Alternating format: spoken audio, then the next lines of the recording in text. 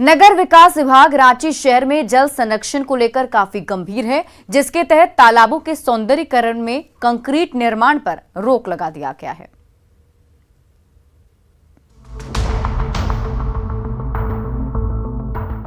रांची में तालाबों के सौंदर्यीकरण के नाम पर कंक्रीट का जाल बिछा दिया गया, जिसकी वजह से जल स्रोतों में पानी की कमी हो गई।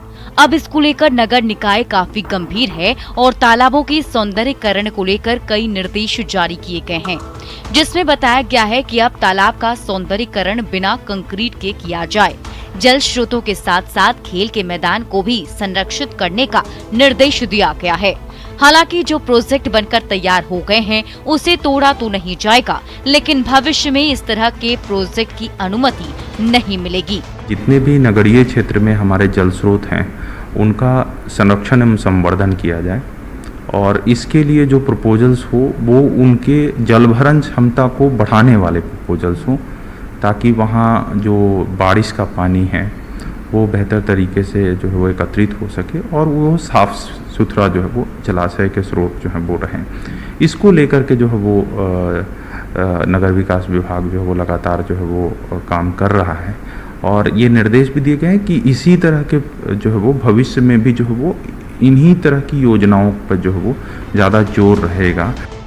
यही नहीं, नगर निकाय ने इसको लेकर कई निर्देश दिए हैं, जिसके मुताबिक शहरी जलाशयों के सौंदर्यीकरण पर नहीं बल्कि उसके संरक्षण पर जोर देना होगा। तालाबों के सौंदर्यीकरण के नाम पर कंक्रीट का कार्य न करें। तालाबों का गहरीकरण कीजिए और कैचमेंट एरिया को संरक्षित किया जाए। कंक्रीट कार्य के लिए प्रस्ताव भेजा तो पदाधिकारियों पर कार्रवाई होगी। शहर के खेल के मैदानों को विकसित करने को लेकर प्रस्ताव अविलंब भेजें। खेल मैदानों में भी केवल जरूरी फीचर ही डालें। शहरों में मूलभूत सुविधाओं के साथ वेंडर जोन बनाने के लिए प्रस्ताव भेजें।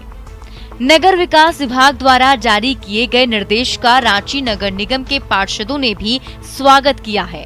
उनका कहना है कि गर्मियों में भीषण जल संकट को देखते हुए वाटर हार्वेस्टिंग को लेकर मुहिम चलाई गई, लेकिन उससे भी बात नहीं बनी। लेकिन अब इस नए फरमान का फायदा मिलने की उम्मीद जरूर बन गई है। नगर विकास का ये सराहनीय कदम है कि कंक्रीट का जाल बिछाने से रांची नगर निगम सहित झारखंड के अन्य भागों में भी वाटर हार्वेस्टिंग, चूँकि जल स्रोत की इतनी भारी कमी हो रही है इसलिए वाटर हार्वेस्ट नहीं हो पा रहा है। यदि हम झारखंड विधानसभा में मानसून सत्र की आज से शुरुआत हुई। सत्र के पहले दिन इस साल कोरोना सहित अन्य कारणों से मरने वाले लोगों को श्रद्धांजलि दी गई। इसके बाद 2 मिनट का मौन रखा गया। स्पीकर ने सत्र से पहले अपने संबोधन में कोरोना महामारी की विभीषिका को याद किया, साथ ही टोक्यो ओलंपिक में भारत के प्रदर्शन, खासकर झारखंड की बेटियों के प्रदर्शन की सराहना की।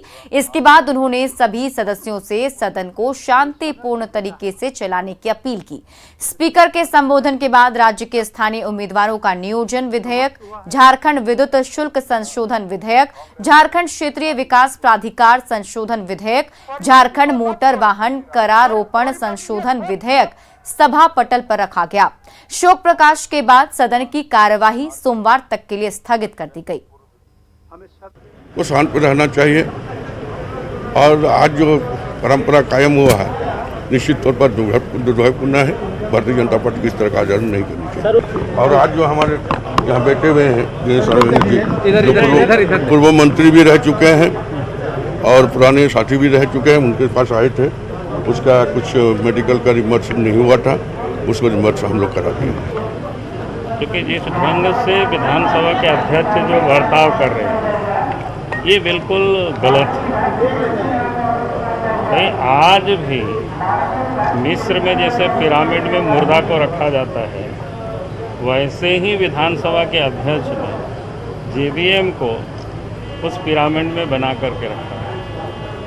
भाई कांग्रेस पार्टी में जब 2 विधायक ज्वाइन कर चुका है, वो लोग कांग्रेस पार्टी के को राष्ट्रीय क्या कहते हैं कार्यकारी अध्यक्ष बनाया और झारखंड विकास मोर्चा तो विधिवत भारतीय जनता पार्टी में विलय हुआ और इलेक्शन कमीशन ने उसको मान्यता दी। आजकल हर वर्ग हर आयु के लोगों में सेल